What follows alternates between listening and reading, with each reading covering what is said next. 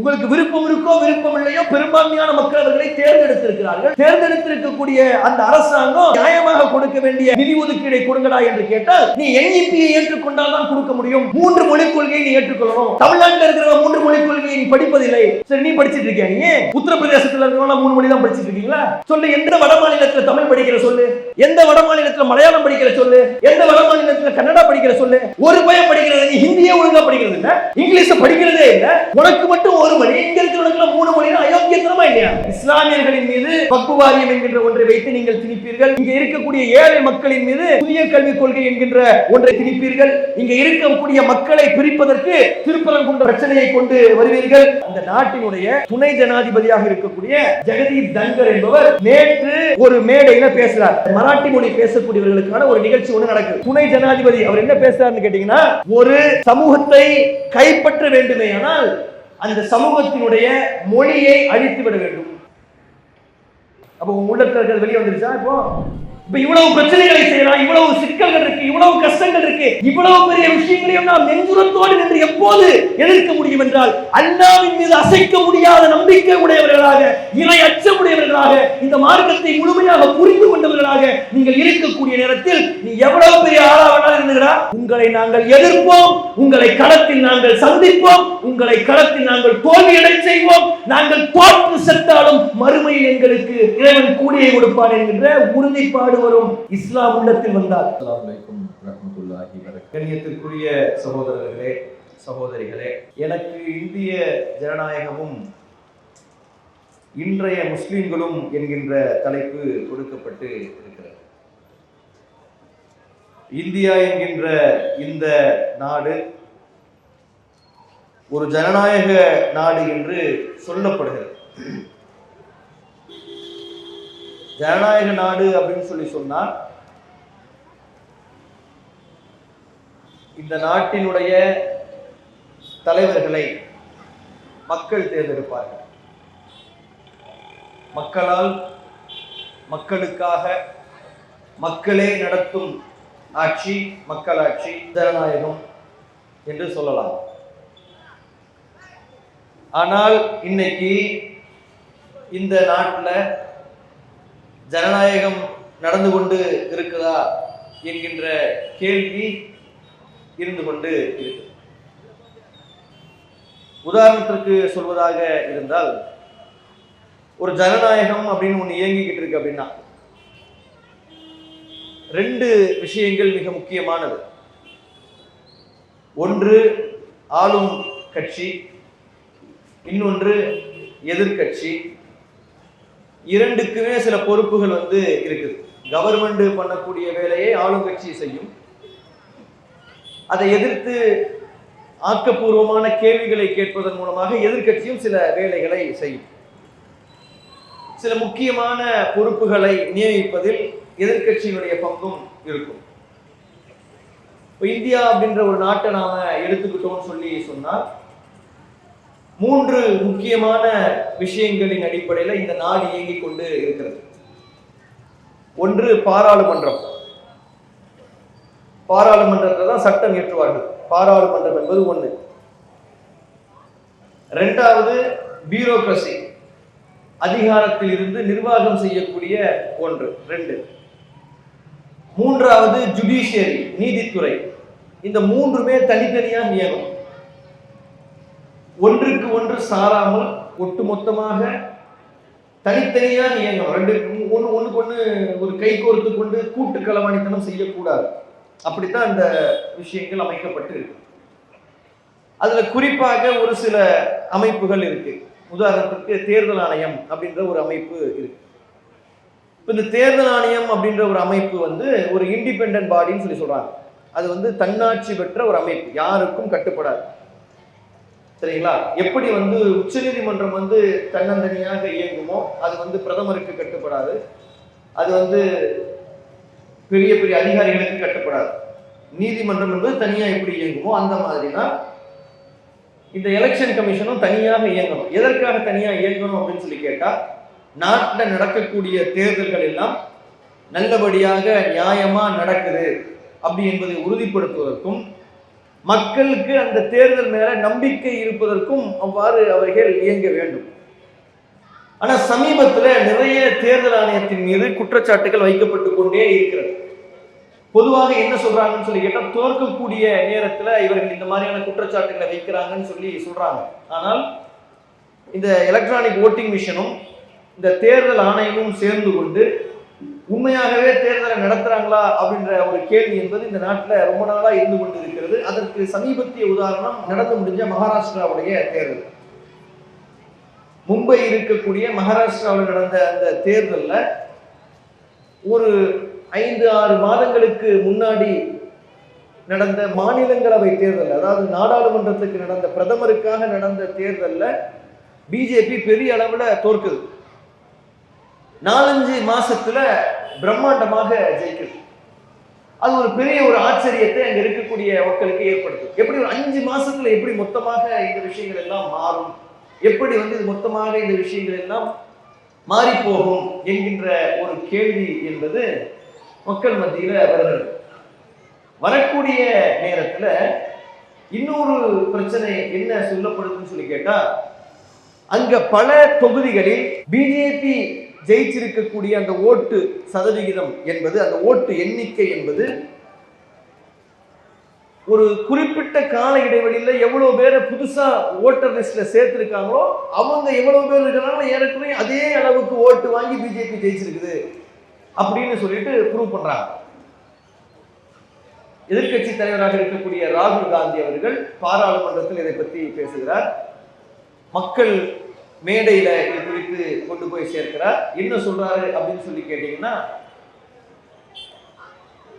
மகாராஷ்டிராவில் நடந்த தேர்தல்ல எவ்வளவு ஓட்டு வித்தியாசத்துல பிஜேபி ஜெயிச்சதாக நீங்கள் சொல்றீங்களோ, இந்த ஓட்டு வித்தியாசம் எவ்வளவு இருக்கு. உதாரணத்துக்கு சொன்னா ஒரு 2 லட்சம் பேர் ஓட்டு வித்தியாசம்னு சொல்றீங்கன்னா, இந்த 2 லட்சம் பேர்கள் சமீபத்தில் புதிதாக மகாராஷ்டிராவில் சேர்க்கப்பட்டு இருக்கிறார்கள். அவங்க சேர்க்கப்பட்ட அந்த வாக்காளர்களுடைய எண்ணிக்கை என்பது ஹிமாச்சல் பிரதேஷ் என்று சொல்லக்கூடிய ஒரு மாநிலத்தில் இருக்கக்கூடிய மொத்த வாக்காளர்களுடைய எண்ணிக்கை எவ்வளவோ அவ்வளவு அப்படின்னு சொல்லி சொல்றாங்க. அப்போ ஒரு குறிப்பிட்ட ஒரு 4-5 மாச கால அளவுல ஒரு மாநிலத்துல, ஒரு சின்ன மாநிலம் ஹிமாச்சல் பிரதேசத்தில் இருக்கக்கூடிய ஒரு சின்ன மாநிலத்துல எவ்வளவு ஓட்டு இருக்குமோ அவ்வளவு ஓட்டு மகாராஷ்டிராவில் சேர்க்கப்பட்டு இருக்கிறது. சேர்க்கப்பட்ட அதே எக்ஸாக்ட் ஓட்டு எண்ணிக்கையில் மகாராஷ்டிராவில் பிஜேபி பல இடங்களில் ஜெயித்திருக்கிறது. இது எவ்வாறு நடந்தது, இதற்கு நீங்கள் பதில் சொல்ல வேண்டும் என்ற கேள்வியை ராகுல் காந்தி அவர்கள் கேட்டார். நாங்கள் எழுத்துப்பூர்வமாக பதில் தருவோம் என்று சொன்னார்கள். திருப்திகரமான பதில்கள் இதுவரை வந்ததாக தெரியவில்லை. இந்த நேரத்தில் இதுவரை தேர்தல் ஆணையராக இருந்தவரை மாற்றிக்கிட்டு ஒரு புதிய தேர்தல் ஆணையரை கொண்டு வராங்க. ஏற்கனவே தேர்தல் ஆணையத்தின் மீது நமக்கு நம்பிக்கை இல்லை. இவங்க நியாயமா தான் தேர்தலை நடத்துறாங்களா என்கின்ற ஒரு நம்பிக்கை என்பது இல்லை. தேர்தல் ஆணையர் புதுசா ஒருத்தரை கொண்டு வராங்க.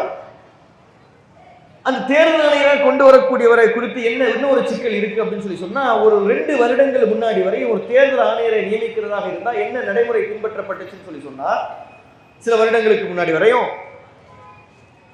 பிரதம மந்திரி, எதிர்கட்சி தலைவர், உச்ச நீதிமன்ற நீதிபதி, இந்த 3 பேரும் சேர்ந்துதான் தேர்தல் ஆணையரை நியமிக்கணும் அப்படின்ற ஒரு விதி ஒன்று இருந்தது.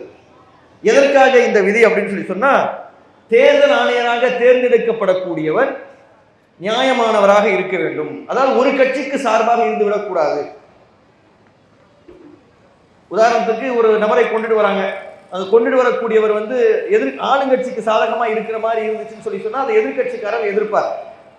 அப்போ அங்க இருக்கக்கூடிய நீதிபதி என்ன செய்வார்னு சொல்லி கேட்டா ஓரளவுக்கு பார்ப்பார். பார்த்து 2 பேருக்கும் நியாயமா இருக்கிறாரா, இல்லைன்னா எதிர்கட்சி சார்பு உண்மையா இருந்துச்சுன்னா நீதிபதி என்ன சொல்லுவார் அப்படின்னு சொல்லி கேட்டீங்கன்னா, இல்ல இவர் உங்களுக்கு சாதகமா இருக்கிற மாதிரி தெரியுது, இவரை நான் ஒத்துக்க முடியாது, நீங்க வேற ஒருத்தரை சொல்லுங்க அப்படின்னு சொல்லுவாங்க.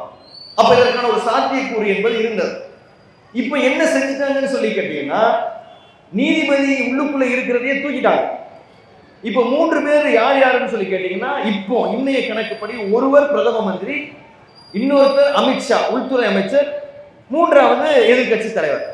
இதை வச்சா என்ன வைக்காட்டி என்ன அப்படின்னு தான் கேட்கறாங்க. எப்படி இருந்தாலும் என்ன நடக்க போகுதுன்னு சொல்லி கேட்டீங்கன்னா, நீங்க யாரையாவது ஒருத்தரை முடிவு பண்ணிட்டு வந்துடுவீங்க, முடிவு பண்ணிட்டு வந்து இவர் தான் தேர்தல் ஆணையர்னு சொல்லுவீங்க.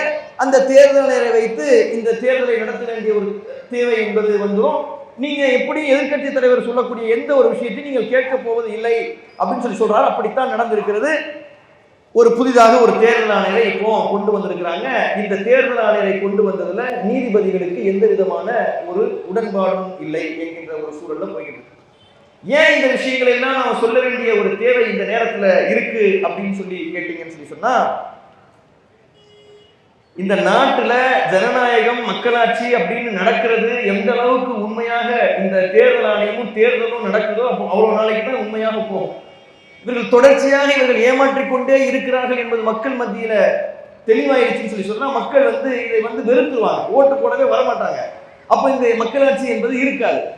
அப்ப இதை நோக்கித்தான் இந்த நாடு இன்னைக்கு போய் கொண்டு இருக்கிறது. மக்களுக்கு தேர்தல் ஆணையத்தில் இருக்கக்கூடிய நம்பிக்கை குறையக்கூடிய அளவுக்கு நடந்து கொண்டே நிறைய விஷயங்கள் இருந்து கொண்டு இருக்கக்கூடிய காட்சிகளை நாம பார்க்கிறோம்.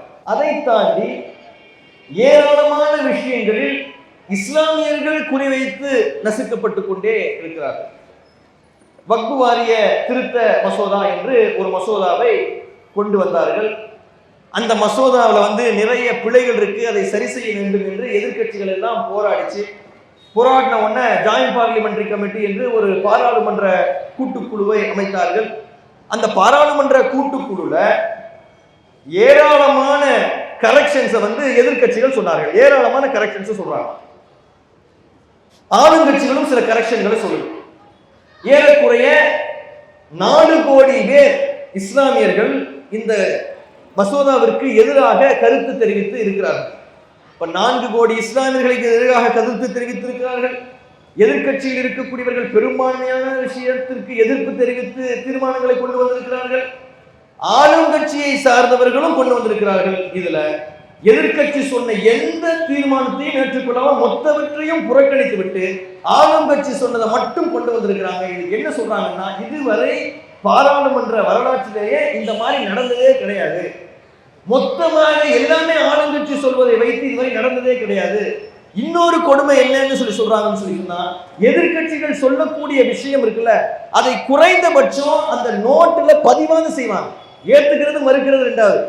இவர் இந்த கருத்தை சொன்னார், இதை இவர் எதிர்த்தார் என்று டிசென்ட் நோட் அப்படின்னு ஒண்ணு சொல்றாங்க. அதை அந்த அறிக்கையில சேர்ப்பார்கள். அதை கூட இந்த வாட்டி சேர்க்கவில்லை என்று பெரிய அளவிற்கு எதிர்க்கட்சிகள் அமளியில் ஈடுபட்டு இருக்கிறார்கள். மார்ச் மாதம் இந்த வக்ஃப் வாரிய திருத்த சட்டம் என்பது தாக்கல் செய்யப்பட இருக்கிறது. இந்த வக்ஃப் வாரிய திருத்த சட்டம் என்பதை ஆரம்பத்தில் எதிர்த்து கொண்டிருந்த தெலுங்கு தேசம் பார்ட்டி என்று இந்த சந்திரபாபு நாயுடு அவர்களுடைய பார்ட்டி இப்போ ஆதரிக்கக்கூடிய ஒரு சூழல் வந்திருக்கு. அப்ப மக்களவையிலையும் மாநிலங்களவையிலும் இந்த வக்ஃப் வாரிய திருத்த சட்டம் நிறைவேறிவிடுமோ என்கின்ற ஒரு அச்சம் என்பது இன்னைக்கு இருந்து கொண்டு இருக்கிறது. இந்த வக்ஃப் வாரிய திருத்த சட்டம் நிறைவேறிடுச்சுன்னா என்ன நடக்கும், இந்த நாட்டில் என்ன நடக்கும் அப்படின்னு சொன்னீங்கன்னா, இந்த வக்ஃப் வாரிய திருத்த சட்டம் என்பது ஒருத்தர் அழகா சொன்னார், இது வக்ஃப் வாரிய திருத்த சட்டம் இல்லை, வக்ஃப் வாரியத்தை திருடும் சட்டம் அப்படின்னு சொன்னார். அதுதான் நடக்கும். ஒரு சட்டம் போட்டு வக்ஃப் வாரிய சொத்துக்களை எல்லாம் திருடுவதற்கான பணிகளை இவர்கள் செய்கிறார்கள். 9 லட்சம் ஏக்கர் நிலங்கள் வக்ஃப் வாரியத்திற்கு சொந்தமாக இந்தியா முழுவதும் இருக்கிறது. ஆர்மிக்கு அடுத்து ரயில்வேக்கு அடுத்து அதிகமான சொத்துக்கள் 9 லட்சம் ஏக்கர் நிலங்கள் இருக்கிறது. அந்த 9 லட்சம் ஏக்கர் நிலங்களையும் அபகரிப்பதற்கான முயற்சியை செய்கிறார்கள். வக்ஃப் வாரியத்திற்கு இதற்கு முன்னாடி வக்ஃப் வாரியத்தை சார்ந்தவர்கள் இஸ்லாமியர்கள் தான் அதில் உறுப்பினராக இருக்க முடியும் என்கின்ற ஒரு நிலை இருந்தது. இப்ப அதை என்ன செய்யறாங்கன்னு கேட்டா, இஸ்லாமியர் அல்லாதவர்கள் இருவரையும் உள்ளுக்குள்ள இணைத்துக் கொள்ளலாம் என்கின்ற ஒரு விஷயத்தை அதில் சேர்க்கிறார்கள். வக்ஃப் வாரிய சேர்மனாக ஒரு இஸ்லாமியர் தான் இருக்க முடியும் என்று இருந்தது. வக்ஃப் வாரியத்துடைய செக்ரட்டரியாக ஒரு இஸ்லாமியர் தான் இருக்க முடியும் என்று இருந்தது. அதையெல்லாம் மாற்றிவிட்டு பிற மதத்தை சார்ந்தவர்கள் இருக்கிறார்கள் என்கின்ற ஒரு விஷயத்தை கொண்டு வராங்க. இது நியாயம்தானா என்கின்ற ஒரு கேள்வியை இங்கே இருக்கக்கூடிய இந்து கிறிஸ்தவ சகோதரர்கள் சிந்திப்பதற்கு கடமைப்பட்டு இருக்கிறது. இது இஸ்லாமியர்களுக்கு நடக்கக்கூடிய பிரச்சனை இல்லை. இன்று எங்களுக்கு நடக்கிறது, நாளை உங்களுக்கு நடக்கலாம். இதான் அதில் இருக்கக்கூடிய விஷயம். இப்படிப்பட்ட ஒரு சட்டம் மற்ற மக்களுக்கு வந்தால் இதை ஏற்றுக்கொள்வார்களா? திருப்பதி தேவஸ்தானத்தினுடைய தலைவராக ஒரு நான் இந்துவை நியமிப்பதற்கு ஒத்துக்கொள்வார்களா? தமிழகத்தில் இருக்கக்கூடிய இந்து அறநிலையத்துறையினுடைய அதிகாரிகளாக இந்துக்கள் அல்லாதவர்களை நியமிப்பதற்கு ஒத்துக்கொள்வார்களா? ஒத்துக்கொள்ள மாட்டார்கள். எந்த அளவிற்கு என்றால், அந்த இந்து அறநிலையத்துறையின் சார்பாக நடக்கக்கூடிய கல்லூரிகளில் வேலை பார்க்கக்கூடிய வேலையாட்கள் கூட்டி பெருக்கக்கூடிய வேலை பார்க்கக்கூடிய நபர் கூட ஹிந்துவாகத்தான் இருக்க வேண்டும் என்று சமீபத்தில் ஆர்ப்பாட்டம் செய்தார். அவர் அந்த பள்ளிக்கூடத்துல கூட்டி பெருக்கத்தான் போறார். கூட்டி பெருக்குபவர் கூட ஹிந்துவாகத்தான் இருக்கணும் என்று ஆர்ப்பாட்டம் செய்தீர்களே, அப்ப எந்த நியாயத்தினுடைய அடிப்படையில் இன்றைக்கு வக்ஃபு வாரியத்தினுடைய சேர்மனாக, வக்ஃபு வாரியத்தினுடைய செக்ரட்டரியாக, வக்ஃபு வாரியத்தினுடைய மெம்பராக பிற மதத்தை சார்ந்தவர்களும் இருக்கலாம் என்கிற சட்டத்தை கொண்டு வருகிறீர்கள்? அந்த சட்டத்தை எதிர்க்கக்கூடிய நேரத்தில் அந்த எதிர்ப்புகளை ஏன் நீங்கள் மனநடிக்கிறீர்கள்? அந்த எதிர்ப்புகளை ஏன் நீங்கள் பதிவு செய்ய மறுக்கிறீர்கள்? அந்த எதிர்ப்பை தெரிவித்த எம்பிக்களை ஏன் நீங்கள் சஸ்பெண்ட் செய்கிறீர்கள் என்கின்ற கேள்விக்கு இதுவரை எந்த விதமான பதிலும் இல்லை. இந்த நாடு என்பது இந்த வக்ஃபு வாரிய திருத்த சட்டத்தை நிறைவேற்றிவிடும் என்கின்ற சூழலை நோக்கி போய்கொண்டு இருக்கிறது. அப்ப எங்கே இந்த நாட்டில் ஜனநாயகம் இருந்து கொண்டிருக்கிறது என்கின்ற கேள்வி நம்ம வருகிறது. இதை இஸ்லாமியர்கள் கவனித்துக் கொண்டிருக்கிறார்களா என்கின்ற கேள்வி வருகிறது. இந்த நாட்டில் இந்த ஜனநாயகத்திற்கு இருக்கக்கூடிய ஆபத்து, இஸ்லாமியர்களுக்கு இருக்கக்கூடிய ஆபத்துகளை இஸ்லாமியர்கள் உணர்ந்திருக்கிறார்களா என்கின்ற கேள்வி வருகிறது. ஏன் தெரியுமா? இங்க இஸ்லாமியர்களுக்கு நடக்கக்கூடிய பிரச்சனைகளுக்கு எல்லாம் மிக முக்கியமான காரணமாக என்ன இருக்குன்னு சொல்லி கேட்டா, இது குறித்த ஒரு புரிதல் இஸ்லாமியர்களுக்கு இல்லை. அறியாமை என்பது இஸ்லாமியர்களிடம் இருக்கிறது. இன்னைக்கு வக்ஃபு வாரியத்தினுடைய சொத்துக்களை அபகரிக்க வேண்டும் என்று அவர்கள் போராடுவதற்கு மூல காரணமாக இருப்பது எதுவாக இருக்கிறது? இந்த சட்டத்தை கொண்டு வருவதற்கு அவங்க சொல்லக்கூடிய காரணமாக என்ன இருக்கிறது என்றால், வக்ஃபு வாரிய சொத்துக்கள் சரியாக பராமரிக்கப்படுவதில்லை என்கின்ற ஒரு காரணத்தை சொல்லி அவர்கள் இந்த சட்டத்தை கொண்டு வருகிறார்கள். எங்களுடைய சொத்து நாங்கள் எவ்வாறு பராமரித்துக் கொள்ள வேண்டும் எங்களுக்கு தெரியும். ஆனால் அவர்கள் அதை சொல்வதற்கான ஒரு காரணமாக இஸ்லாமியர்களை கை காட்டுகிறார்கள். அப்ப நாம் என்ன எண்ணி பார்க்க வேண்டிய ஒரு தேவை இருக்கிறது என்றால், இஸ்லாமிய சமுதாயம் எங்கே தவறளிக்கிறது என்பதை சிந்தி பார்க்க கடமைப்பட்டு இருக்கிறோம். இந்த வக்ஃபு வாரிய திருத்த சட்டம் மட்டும் நிறைவேற்றப்பட்டு விடுது. ஏன்னா 9 லட்சம் ஏக்கர் வந்து நம்ம கைகளை விட்டு போய்விடும், பெரும்பான்மையானவை. ஏன் அப்படின்னு சொல்றாங்க கேட்டீங்கன்னா, அவன் ஒரு சொத்தை நீங்கள் உபயோகித்துக் கொண்டிருக்கக்கூடிய நேரத்தில், ஒரு சொத்தை நீங்கள் ரெஜிஸ்டர் செய்வதற்காக போகக்கூடிய நேரத்தில் அதை குறித்து யாராவது எதிர்ப்பு தெரிவித்தால், எதிர்ப்பு தெரிவிக்கக்கூடியவர் குறித்த முடிவை யார் எடுப்பார் என்றால் அந்த பகுதியில் இருக்கக்கூடிய கலெக்டர் எடுப்பார்னு சொல்றாங்க. கலெக்டருக்கு என்ன தெரியும்? அந்த சொத்தை குறித்து என்ன தெரியும்? அவருக்கு என்ன நேரம் இருக்கிறது? உத்தரப்பிரதேசத்தில் யோகி ஆதித்யநாத்துக்கு கீழே இருக்கக்கூடிய ஒரு கலெக்டர் என்ன முடிவை எடுப்பார்? மத்திய பிரதேசத்தில் இருக்கக்கூடிய பிஜேபி ஆட்சியின் கீழ் இருக்கக்கூடிய கலெக்டர் என்ன முடிவுகளை எடுப்பார்? அவர்களுக்கு சாதகமான முடிவுகளை தான் எடுப்பார். அப்ப இவர்கள் என்ன செய்ய நினைக்கிறார்கள் என்றால், இருக்கக்கூடிய சொத்துக்களை எல்லாம் பிடுங்க நினைக்கிறார்கள். இன்னைக்கு மகாராஷ்டிராவில் இருக்கக்கூடிய அம்பானியினுடைய வீடு என்பது வக்ஃபு சொத்து இயங்கிக் கொண்டிருக்கிறது என்கின்ற குற்றச்சாட்டு இருக்கிறது. இதுவரை மறக்கப்படவில்லை. ஆம் ஆத்மி கட்சியை சார்ந்த கேஜ்ரிவால் அந்த குற்றச்சாட்டை வைக்கிறார். அந்த குற்றச்சாட்டை வைத்ததுக்கு பிறகுதான் அவரை தூக்கி ஜெயிலுக்குள்ளே போட்டாங்க.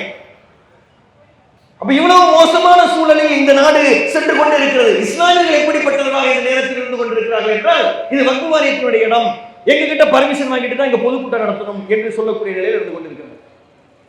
ஒழுங்காக இந்த இடங்களை எல்லாம் நீங்கள் பராமரித்திருந்தீர்களே ஆனால், ஒழுங்காக இந்த இடங்களை எல்லாம் நீங்கள் காலங்காலமாக வைத்து காப்பாற்றி இருப்பீர்களே ஆனால் இந்த பிரச்சனையை வந்திருக்காங்க. தௌஹீத் ஜமாத்துக்கு எங்க இருக்கு வக்ஃபு வாரிய சொத்து? தௌஹீத் ஜமாத்துக்கு ஏதாவது வக்ஃபு வாரிய சொத்து வச்சிருக்கிறோமா?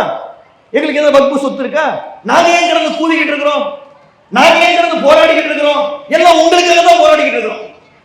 எங்க தாத்தா எங்க முப்பாட்டை விட்டுட்டு போன சொத்துக்களை எல்லாம் நீங்கள் தான் பாதுகாக்கிறீர்கள். ஒழுங்கா பாதுகாருங்கள் என்று போராடுகிறோம். உங்கள் கைகளில் இருந்து அவர்கள் பிடுங்கி வருகிறார்கள். பிடுங்கி விடாதீர்கள் என்று உங்களுக்காக போராடுகிறோம். உங்களுக்காக என்றால் இந்த இஸ்லாமிய சமுதாயத்துக்காக போராடுகிறோம். இந்த விஷயத்தில் தௌஹீத் ஜமாத் என்பது தனியாக இருக்கவில்லை, ஒட்டுமொத்த சமுதாயத்திற்காகவும் தௌஹீத் ஜமாத் என்று கொண்டிருக்கிறது. ஒட்டுமொத்த சமுதாயத்திற்காகவும் தௌஹீத் ஜமாத் போராடி கொண்டிருக்கிறது. எந்த தௌஹீத் ஜமாத்துடைய சொத்தும் வக்ஃபு வாரியத்தின் கீழ் இல்லை. வக்ஃபு வாரியத்தினுடைய சொத்துக்களை தௌஹீத் ஜமாத் பேச வேண்டிய அவசியமும் இல்லை. ஆனால் பேசுகிறோம் ஏனென்றால் இது அல்லாஹ்வுடைய பாதையில் கொடுக்கப்பட்ட சொத்து. அனாதைகளுக்காக செலவழிக்க கொடுக்கப்பட்ட சொத்தை பிடுங்கி அம்பானிக்கு கொடுப்பதற்கு அவர்கள் நினைத்தால் நாங்கள் போராடுவோம். எத்தனை போராட்டங்கள் மாவட்ட தலைநகரங்களில் தமிழ்நாடு தௌஹீத் ஜமாத் என்கின்ற அமைப்பின் சார்பாக நடத்தப்பட்டது. கண்ணியத்திற்குரிய சுன்னத்துல் ஜமாத்தை சார்ந்த எங்களுடைய சகோதரர்கள் சிந்தித்து பாருங்கள். இது குறித்து நீங்கள் யோசித்து பாருங்கள். ஏன் தேவையற்ற மனக்கசப்புகளை நீங்கள் மனதில் வைத்திருக்கிறீர்கள்? தேவையற்ற ஏன் இது போன்ற சிறு சிறு சிக்கல்களை ஏற்படுத்த முயற்சிக்கிறீர்கள்? நாங்கள் போராடுவது உங்களுக்கும் சேர்த்து என்பதை நீங்கள் புரிந்து கொள்ளுங்கள். அப்ப இப்படிப்பட்ட ஒரு சூழல் என்பது இந்த நேரத்தில் இருந்து கொண்டிருக்கிறது. திருப்பரங்குன்றம் என்கின்ற இடத்துல இருக்கக்கூடிய தர்காவை பிடிக்க வேண்டும் என்று வேலை செய்கிறார்கள். தர்கா என்கின்ற ஒன்றை தௌஹீத் ஜமாத் காலம் காலமாக இருக்கிறது, கடைசி வரை எதிர்ப்போம், எங்களுடைய உயிர் போகின்றவரை நாங்கள் எதிர்ப்போம். ஆமா, ஆனால் திருப்பரங்குன்றத்தில் இருக்கக்கூடிய ஒரு தர்காவை அபகரிப்பதற்கான வேலைகளை செய்யக்கூடிய நேரத்தில் உங்களுடைய மத வழிபாட்டு உரிமைகளை பாதுகாப்பதற்காக களத்தில் இறங்கி போராடி கொண்டு இருக்கும். என்ன மாதிரியான பிரச்சனைகள் நடந்து கொண்டிருக்கிறது திருப்பரங்குன்ற விஷயத்துல? கண்ணியத்திற்குரிய நீங்கள் சிந்தித்து பார்க்க வேண்டும். இதை கரெக்டா ஒரு பிளான் போட்டு பண்றதுன்னு சொல்லிட்டு இதே பிளான் தான் எல்லா இடத்துலயும் அவங்க பண்ணுவாங்க. ஒரு இடத்துல பண்ணக்கூடியது அப்படியே காப்பி பேஸ்ட் பண்றதுன்னு சொல்லுவாங்கல்ல, அப்படியே பண்ணிடுவான். கொஞ்ச நாளுக்கு முன்னாடி மகாராஷ்டிராவில் இருக்கக்கூடிய ஒரு பள்ளி வாசல்ல இந்த பிரச்சனையை பண்ணாங்க. மகாராஷ்டிராவில் இருக்கக்கூடிய ஷாஹி மலாங் என்று சொல்லக்கூடிய ஒரு தர்கா, ஹாஜி மலாங் என்று சொல்லக்கூடிய ஒரு தர்கா, அந்த தர்காவில் இதே பிரச்சனையை தான் பண்ணாங்க. இப்ப அதே மாதிரி எக்ஸாக்டா அதே மெத்தட திருப்பரங்குன்றத்தில் இருக்கக்கூடிய இடத்துல அவர்கள் நடைமுறைப்படுத்துகிறார்கள். திருப்பரங்குன்றத்தை குறித்து இவர்கள் பேசக்கூடிய நேரத்தில் நீதிமன்றங்கள் சொல்கின்றது, ஏன்னா அங்க இருக்கக்கூடிய லோக்கல் மக்களே இதை குறித்து கவலைப்படவில்லை, நீங்க என்ன இதை பிரச்சனை பண்றீங்க என்று கேட்கக்கூடிய அளவிற்கு இன்னைக்கு சூழல் இருக்கிறது. ஆனால் இந்த பிரச்சனைகளை அவர்கள் செய்து கொண்டு இருக்கிறார்கள். அப்ப இப்படிப்பட்ட ஒரு ஜனநாயகத்திற்கு கீழே நம்ம இருந்து கொண்டு இருக்கிறோம். கைகளில் இருக்கக்கூடிய விஷயங்களை எல்லாம் பறிப்பதற்கான வேலைகளை அவர்கள் செய்கிறார்கள். திருப்பரங்குன்றத்தில் இருக்கக்கூடிய அந்த இடத்தை எந்த நேரத்தில் பிடுங்குவார்கள் என்ற ஒரு சூழல் இருக்கிறது. தற்போதைக்கு உயர்நீதிமன்றம் அதை தடுத்து நிறுத்தி இருக்கிறது, அவருடைய பேரணியை தடுத்து இருக்கிறது. அது 800 ஆண்டு காலமாக இருக்கக்கூடிய தர்கா. அந்த தர்காவில் இஸ்லாமியர்களை விட இந்து மதத்தை சார்ந்தவர்கள் அதிகமாக பயன்படுத்துகிறார்கள். தேனியை சார்ந்த ஒரு எம்பியினுடைய வகைராக்கள் தான் அந்த தர்காவை அதிகமாக பயன்படுத்தக்கூடியவர்களாக இருந்திருக்கிறார்கள். முக்குளத்தோர் என்று சொல்லக்கூடிய அந்த சாதியை சார்ந்த கல்லர் என்கின்ற பிரிவில் இருக்கக்கூடிய ஒரு குறிப்பிட்ட பிரிவினர், சிக்கந்தர் வகைராக்கள் என்று அழைக்கப்படக்கூடிய ஒரு பிரிவினர், அந்த பிரிவினரினுடைய ஏறக்குறைய குலசாமியாக அந்த தர்காவில் இருக்கக்கூடிய அந்த மகான் என்று அவர்கள் சொல்லக்கூடிய நமக்கு எதுக்கும் நமக்கு உடன்பாடு இல்லை. ஆனால் அப்படித்தான் இருக்கிறது. அந்த இடத்தில் ஆடுகளை அறுப்பதும் அந்த இடத்தில் கோழிகளை அறுப்பதும் காலம் காலமாக அவர்கள் செய்திருக்கிறார்கள். அங்கே ஆடுகளை அறுத்து கோழிகளை அறுத்து அங்க இருக்கக்கூடிய மக்களுக்கு பிரியாணி செய்து கொண்டு இருக்கக்கூடிய வழக்கம் என்பது காலகாலமாக நடந்து கொண்டிருக்கிறது. அங்கே இருக்கக்கூடிய இந்து மக்களுக்கு அது தெரிந்திருக்கிறது. சிறுபிள்ளையாக இருக்கக்கூடிய நேரத்தில் என்னுடைய தாய் என்னை அழைத்து கொண்டு போய் சென்று அந்த இடத்தில் ஒரு சேவலை அறுத்தார் என்று ஒரு இந்து மத சகோதரர் சொல்கிறார். இன்னைக்கு இதை பிரச்சனையாக்குகிறார்கள். இந்த பிரச்சனையாக்கக்கூடிய நேரத்தில் இங்க இருக்கக்கூடிய அரசாங்கம் அதை சில நேரங்களில் வேடிக்கை பார்க்கக்கூடிய ஒரு சூழல்.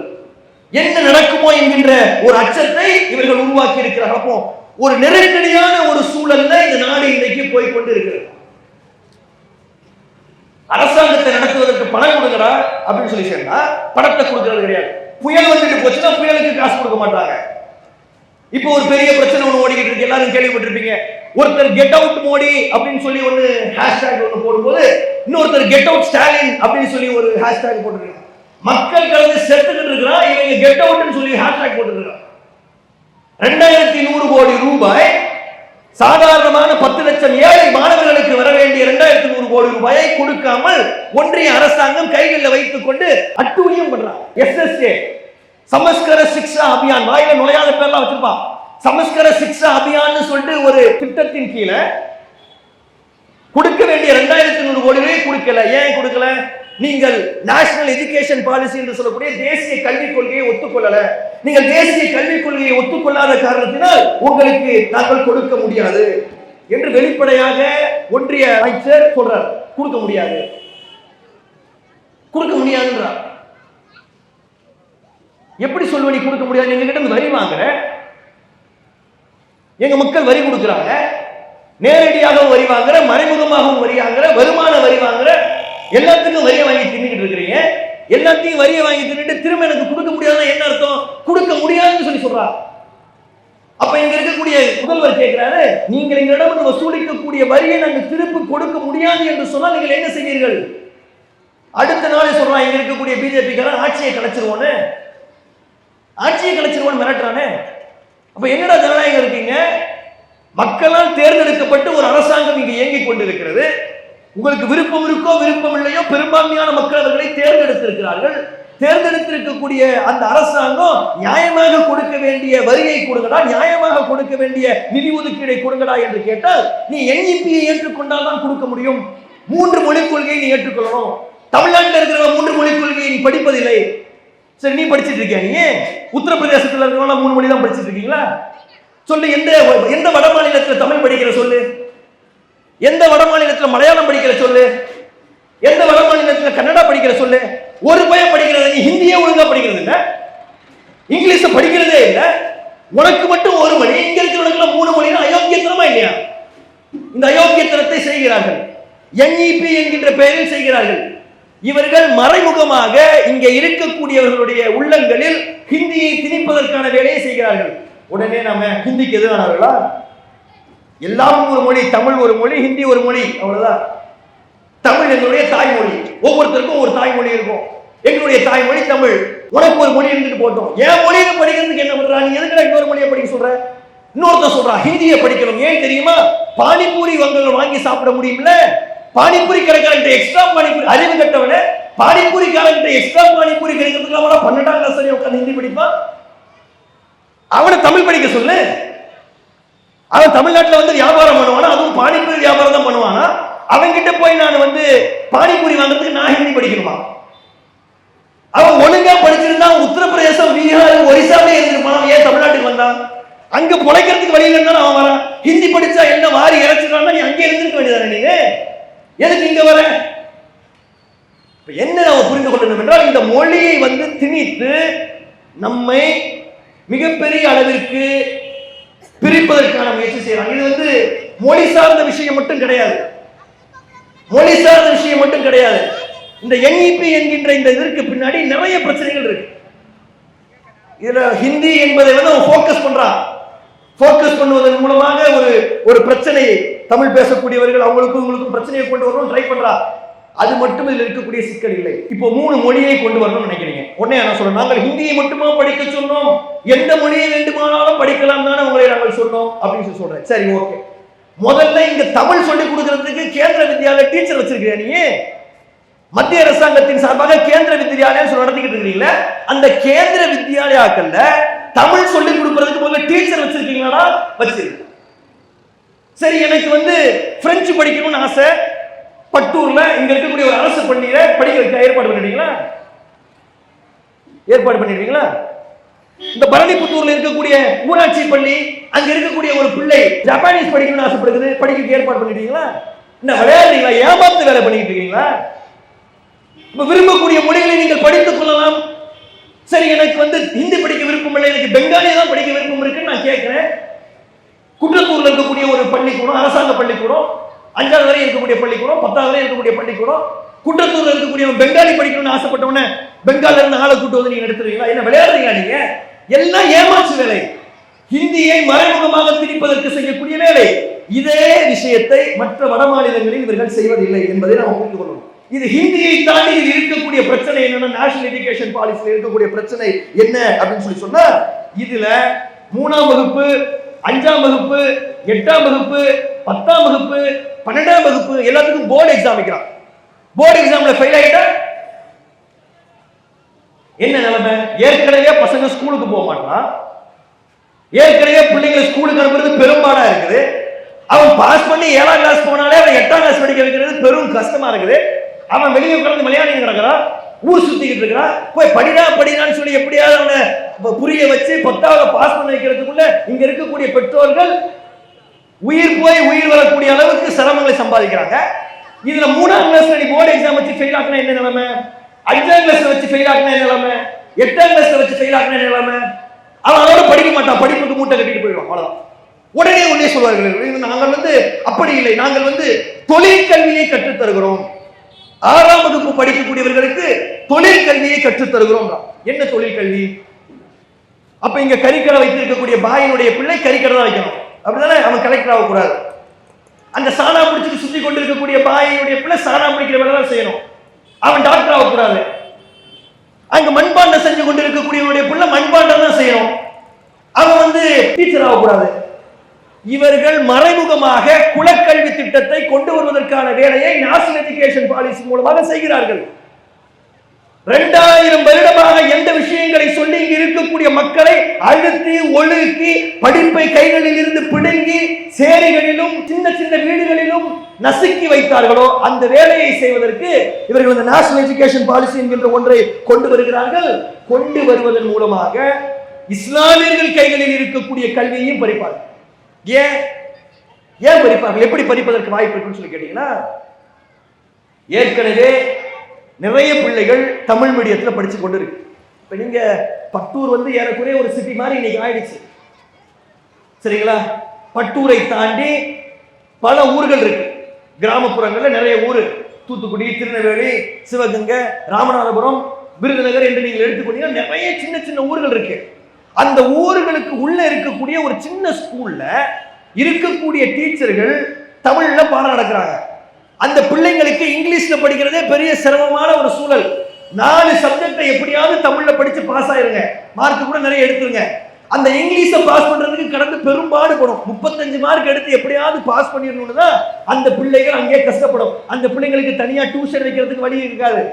இங்கெல்லாம் நீங்க தனியா பிள்ளைங்களுக்கு டியூஷன் வைக்கிறோம், ஸ்பெஷல் கிளாஸ் வைக்கிறோம், என்ன அங்கெல்லாம் அதெல்லாம் கிடையாது. அங்க கிளாஸே நடக்காது. கிளாஸ் நடந்தாலே அதுதான் ஸ்பெஷல்.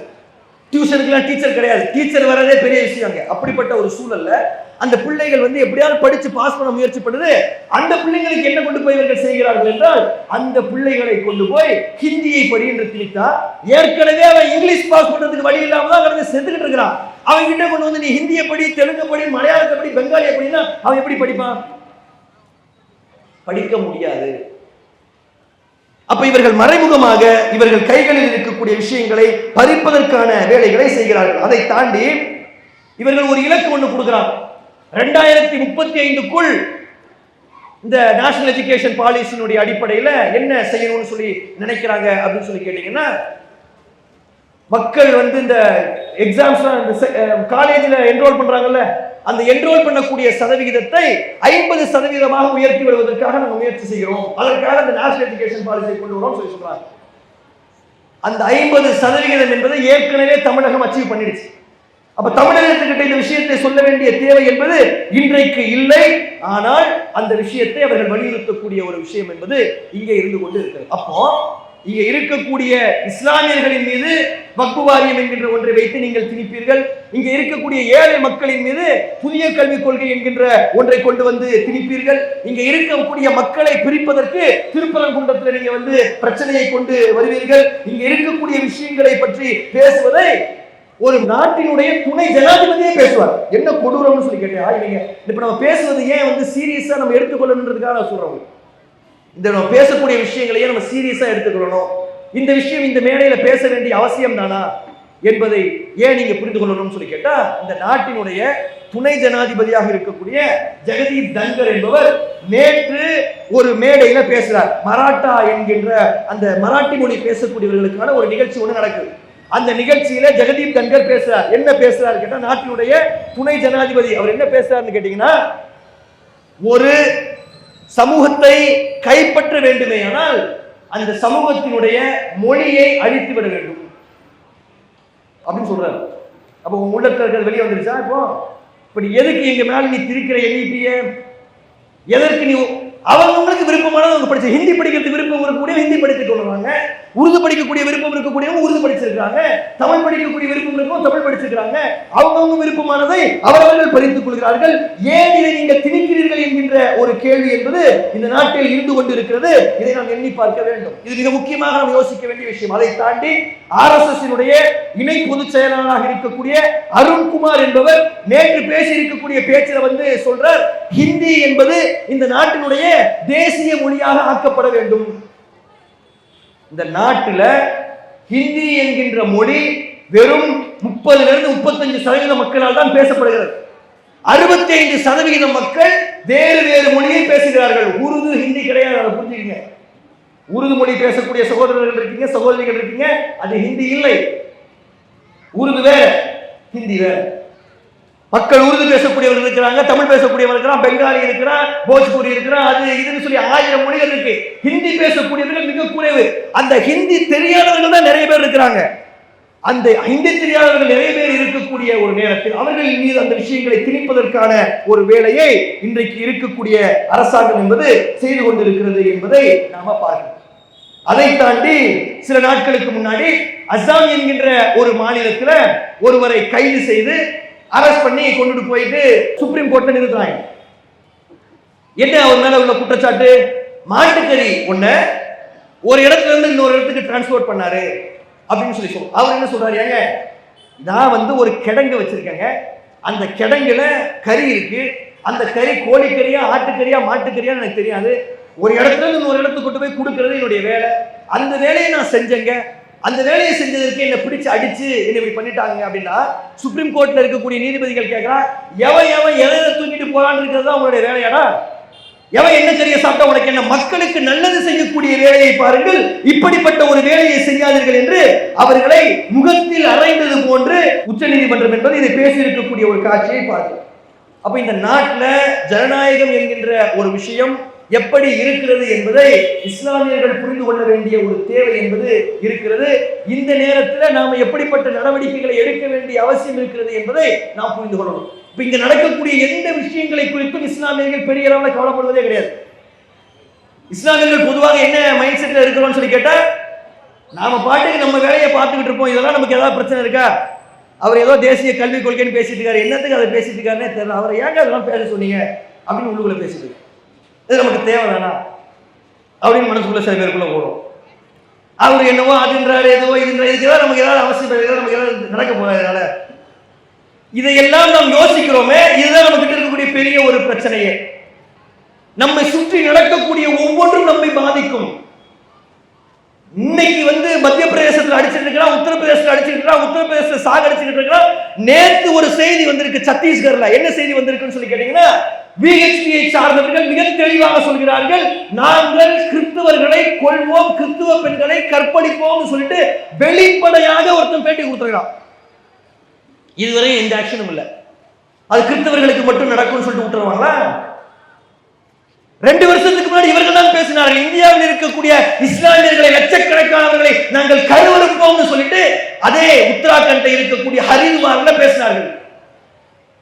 2025 மிகப்பெரிய ஒரு இனப்படுகொலையை நோக்கி இந்தியா சென்று கொண்டிருக்கிறது என்று நான் கத்தவில்லை, கதறவில்லை, அமெரிக்கா மாதிரியான நாடுகள் சொல்லிக் கொண்டிருக்கிறது. அமெரிக்கா சொல்கிறது, இந்தியாவில் இருக்கக்கூடிய ஹேட் மீட்டர் என்று சொல்லக்கூடிய வெறுப்பு மானி மிக பிரம்மாண்டமானதாக இருக்கிறது. இங்கே சக மனிதர்களை வெறுக்கக்கூடிய மக்கள் அதிகரித்திருக்கிறார்கள். ஒரு மனிதனை அவனுடைய மதத்தால், அவனுடைய இனத்தால், அவனுடைய மொழியால் வெறுக்கக்கூடியவர்கள் இந்தியாவில் நிறைந்திருக்கிறார்கள். எந்த நேரத்திலும் மதக்கலவரங்கள், இனக்கலவரங்கள் நடக்கக்கூடிய ஒரு சூழலை நோக்கி இந்தியா சென்று கொண்டிருக்கிறது சொல்லி சோசியல் சயின்டிஸ்ட் சொல்லக்கூடிய சமூக விஞ்ஞானிகள் சொல்கிறார்கள். கணியத்திற்கு உரியவர்களே, அப்ப நாம இப்ப பேசிய விஷயங்கள் நம்ம சுற்றி இருக்கக்கூடிய பிரச்சனை, இதற்கான தீர்வு என்ன என்பதை சுருக்கமாக நாம் கவனிக்க வேண்டிய தேவை என்பது இருந்து கொண்டு இருக்கிறது. நம்மை சுற்றி இப்படி நூற்றுக்கணக்கான பிரச்சனைகள் நடந்து கொண்டு இருக்கிறது. இந்த நூற்றுக்கணக்கான பிரச்சனைகளுக்கான தீர்வு என்ன என்பதை நோக்கி நாம் சிந்திக்க வேண்டிய தேவை என்பது இருக்கிறது. உதாரணத்திற்கு சொல்வதாக இருந்தால், முத்தலாக்கு சட்டம் என்கின்ற ஒரு சட்டத்தை கொண்டு வந்தாங்க. முத்தலாக் என்பது இஸ்லாத்தில் இல்லை, பெரும்பான்மையான இஸ்லாமியர்கள் பின்பற்றுவதில்லை. ஒரு சிலர் தலாக் தலாக் தலாக் என்று சொல்லி தலாக் விடக்கூடிய வழக்கத்தை வைத்திருக்கிறார்கள். பெரும்பான்மையானவர்கள் செய்வதில்லை, ஒரு சிலர் செய்கிறார்கள். இதை காரணமாக வைத்து அவர் முத்தலாக் சட்டத்தை கொண்டு வருகிறார்.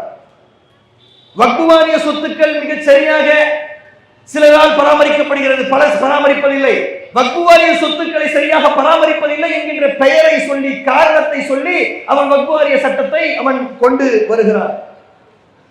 இஸ்லாமிய மார்க்கம் ஹிஜாப் அணிந்து கொள்ள சொல்கிறது, முகத்தை மறைக்க சொல்லவில்லை.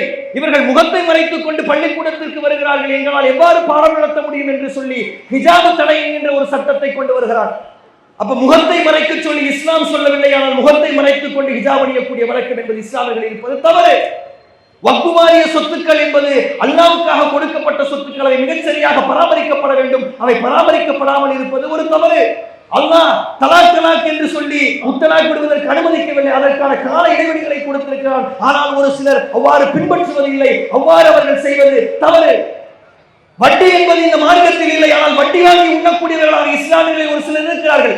இன்னைக்கு காசாவில் செத்துக் கொண்டிருக்கக்கூடிய லட்சக்கணக்கான மக்களுக்கான பிரச்சனை தொடங்கிய இடம் வட்டி. அவனுடைய முப்பாட்டன் அவர்களுடைய இடங்களை எல்லாம் கொண்டு போய் வட்டிக்கு இஸ்ரேலர்களிடம் கொடுத்துவிட்டு வட்டிக்கு கொடுத்த பணத்திற்கு நிலத்தை விட்டுவிட்டு திரும்பிய காரணத்தினால் 10% இடங்களை இழந்து அந்த மக்கள் இன்னைக்கு செத்துக் கொண்டிருக்கிறார். 40,000 பேர் செத்து போய்விட்டார்கள். மிகப்பெரிய அளவிற்கு அங்கே சம்பவங்கள் நடந்து கொண்டிருக்கிறது.